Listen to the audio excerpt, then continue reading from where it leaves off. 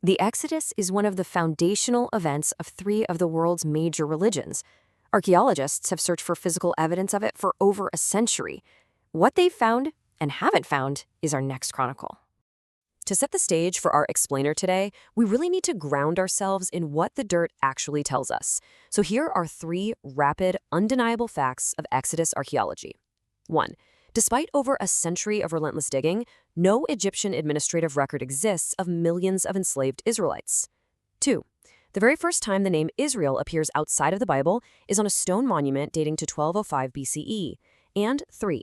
While direct evidence of the Exodus is missing, there is some fascinating circumstantial evidence pointing to the expulsion of a West Semitic ruling class known as the Hyksos.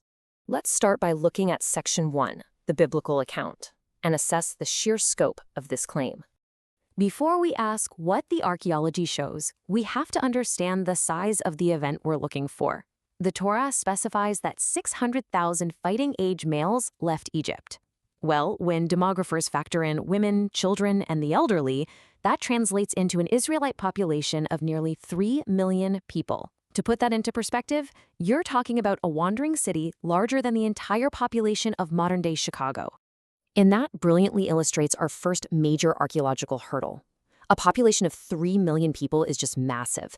Historians widely agree that the infrastructure of ancient Egypt simply could not have supported that number of slaves. Furthermore, if a group of that magnitude wandered the Sinai wilderness for 40 years, it establishes incredibly clear expectations for what we should find. 3 million people leave behind campfires, broken pottery, graves, and refuse. They leave an immense, undeniable archaeological footprint. Which brings us to Section 2, the Egyptian silence, and the excavations at Ramesses and the Sinai.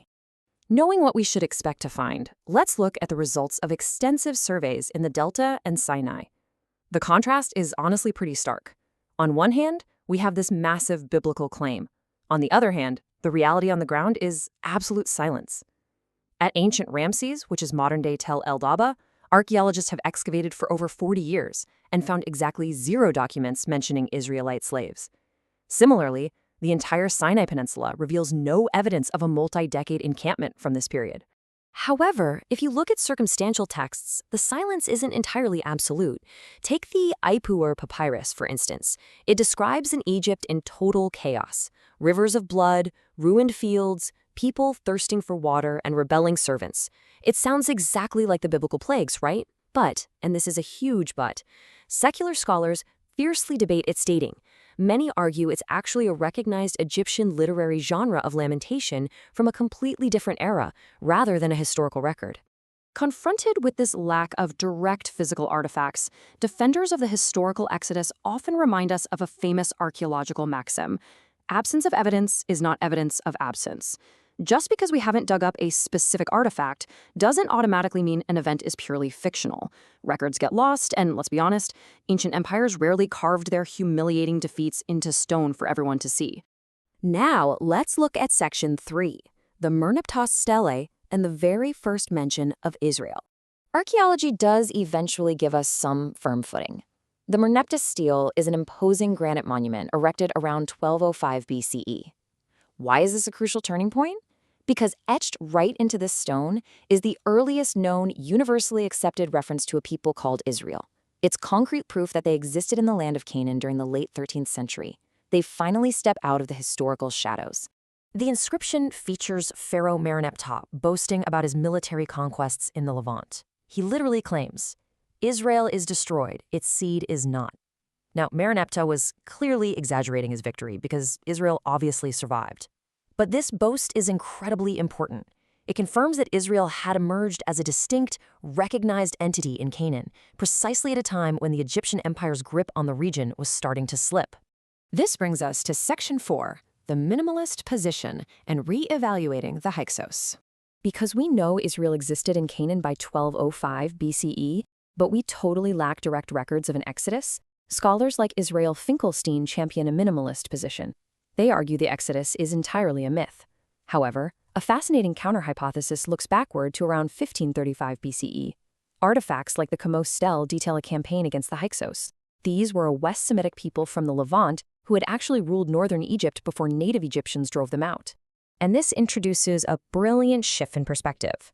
The standard biblical narrative tells us the Israelites were slaves to native Egyptian pharaohs. But what if the pharaohs of the enslavement were actually the foreign Hyksos rulers? The historical hypothesis here is that the biblical exodus might be a cultural memory of the lower-class West Semitic refugees who fled the Delta after their Hyksos overlords were defeated. It aligns the geography and the cultural origins perfectly, even if the timeline is way earlier than traditionally thought. Speaking of timelines, some independent scholars have proposed an even more radical solution to the missing evidence. If this theory holds, it means we've literally been digging in the wrong chronological dirt, which changes everything about what evidence we should be looking for. These researchers argue for a chronological divergence, suggesting the Exodus occurred during the concurrent collapse of the 6th and 12th Egyptian dynasties. This theory posits that Upper and Lower Egypt were ruled concurrently, and devastation caused both dynasties to fall simultaneously, centuries earlier than standard historical models suggest. It's highly debated for sure, but it really highlights how adjusting the timeline completely rewrites the archaeological map. Finally, let's wrap up with Section 5, 3 open questions. Synthesizing memory and artifacts. As we synthesize all these fragments, from missing pottery to ancient stone boasts, we arrive at the ongoing mysteries that continue to puzzle archaeologists today. There are 3 major open questions currently dominating the field. First, if millions didn't literally flee, is the Exodus story actually a cultural memory of Canaanite slaves rejoicing over the collapse of Egyptian imperial rule in Canaan itself? Second, textual scholars note that early biblical songs don't mention a whole nation, but a specific people, and many Levite names are actually Egyptian. So, did a small group of Levites bring the story and the worship of YHW out of Egypt, later grafting it onto the wider Israelite identity? And third, recent analysis of Kariah painted ware at the likely site of biblical Kadesh Barnea suggests a late Bronze Age presence. Could this be the elusive footprint of a smaller, historical wandering group? We also have to consider how cultural memory blends traumatic events over centuries. Inside Tomb KV-14, historical records detail Pharaoh Setnakhteh waging a massive 1186 BCE war against a Levantine usurper named Irsu, who had disrespectfully taken over Egyptian territories. Interestingly, later historians tell a strikingly similar story of a rogue priest leading a rebellion of lepers and banning Egyptian gods. Many scholars now believe the trauma of the Hyksos, the wars with Irsu, and a smaller migration of Levites may have all woven together over time into the epic narrative we know today.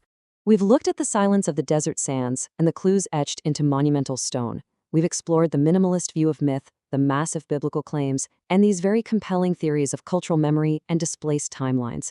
As an explainer of this archaeological record, my goal is to show you what the dirt reveals. Now I want to turn it over to you to weigh the evidence. Do you think the Exodus happened, as described, in a modified form, or not at all?